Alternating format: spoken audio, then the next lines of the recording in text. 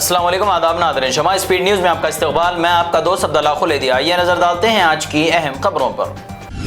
مکہ المکرمہ میں رات خانہ کعبہ پر نیا غلاف کسوہ چڑھانے کی روح پرور تقریب منعقد ہوگی۔ یہ کسوہ تقریباً 10 مہینے کے مسلسل محنت، مہارت اور عقیدت سے تیار کیا گیا۔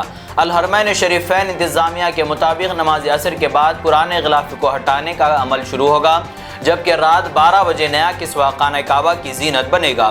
اس عظیم عمل کو دیکھنے اور اس کے کوریج کے لیے 27 اسلامی ممالک کے صحافیوں کو بھی خصوصی دعوت دی گئی۔ نیا غلاف اسلامی فن، ثقافت اور ایمان کا خوبصورت شاہکار سمجھا جاتا ہے۔ سعودی عرب میں غیر قانونی طور پر مقیم افراد کے خلاف بڑے پیمانے پر کارروائی جاری ہے۔ سعودی وزارت داخلہ کے مطابق صرف ایک ہفتے کے دوران 10,725 افراد کو گرفتار کیا گیا۔ ان میں اقامہ، لیبر اور سرحدی قوانین کی خلاف ورزی کرنے والے افراد شامل ہیں۔ کارروائی کے بعد 7,000 سے زیادہ افراد کو ملک بدر کر دیا گیا، جبکہ ہزاروں افراد کو سفری دستاویزات مکمل کرنے کے لیے سفارت خانوں سے رجوع کرایا گیا۔ نیشنل ٹیسٹنگ ایجنسی نے 21 جولائی کو ہونے والے نیٹ ری ایگزام میں اہم تبدیلیاں کی ہیں۔ امتحان کے وقت میں 15 منٹ کا اضافہ کر دیا گیا اور اب امتحان شام 5:15 تک جاری رہے گا۔ اس کے علاوہ رف ورک کے صفحات بھی 2 سے بڑھا کر 4 کر دیے گئے تاکہ طلبہ آسانی سے حساب کتاب کر سکے۔ NTA نے امیدواروں کو مشورہ دیا کہ وہ صرف سرکاری ذرائع سے معلومات حاصل کریں۔ سوشل میڈیا پر پھیلنے والی افواہوں سے بچنے کی بھی ہدایت دی گئی۔ مدھیہ پردیش کی ایک عدالت نے مسلم شہری نذیر احمد کے کیس میں 14 افراد کو عمر قید کی سزا سنائی۔ نذیر احمد کو 2022 میں گائے اسمگلنگ کے الزام میں ہجوم نے تشدد کا نشانہ بنایا تھا۔ عدالت نے تمام ملزمان کو قصوروار قرار دیتے ہوئے سخت سزا سنائی۔ فیصلے کے بعد ملزمان کے اہل خانہ عدالت کے باہر جمع ہو گئے اور احتجاج کی کوشش بھی کی۔ وزیر اعظم نریندر مودی نے امریکہ اور ایران کے درمیان ہونے والے مفاہمت کا خیر مقدم کیا۔ انہوں نے کہا کہ اس پیش رفت سے مغربی ایشیا میں امن و استحکام پیدا ہونے کی امید ہے۔ مودی کے مطابق جنگ اور کشیدگی نے عالمی معیشت اور تجارت کو نقصان پہنچایا ہے۔ دونوں ممالک سے بات چیت کا سلسلہ جاری رکھنے کی اپیل کی۔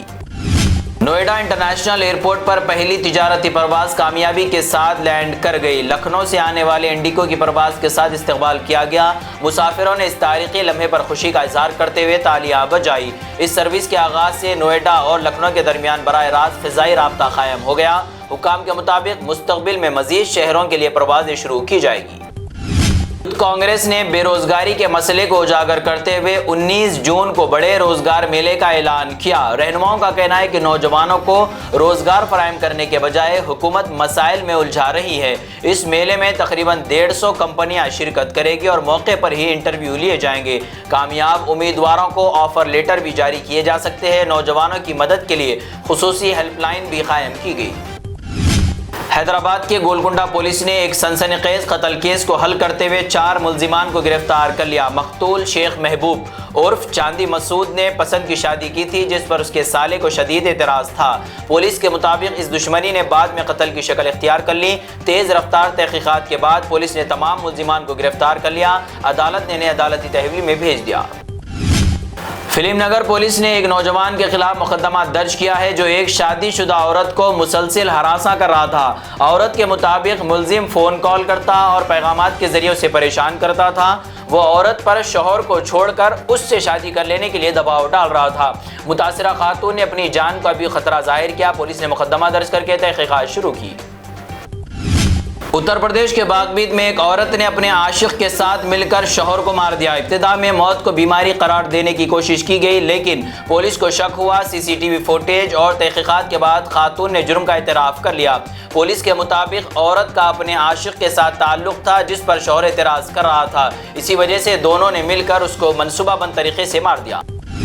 فیمس ٹی وی سیریل کم کم بھاگیہ کی 22 سالہ اداکارہ سنچیتا اوگال نے ممبئی میں اپنی جان لے لی، جس سے فینس اور انڈسٹری میں غم کی لہر دوڑ گئی۔ سنچیتا نے کم کم بھاگیہ اور واگلے کی دنیا جیسے معروف سیریلز میں اداکاری کے ذریعے اپنی پہچان بنائی تھی۔ پولیس کے مطابق وہ اتوار کی شام اپنے کمرے میں گئی اور کافی دیر تک باہر نہ آنے پر اہل خانہ کو تشویش ہوئی۔ دروازہ کھولنے پر انہیں بے ہوش حالت میں پایا گیا اور فوری طور پر اسپتال منتقل کیا گیا، جہاں ڈاکٹروں نے مردہ قرار دیا۔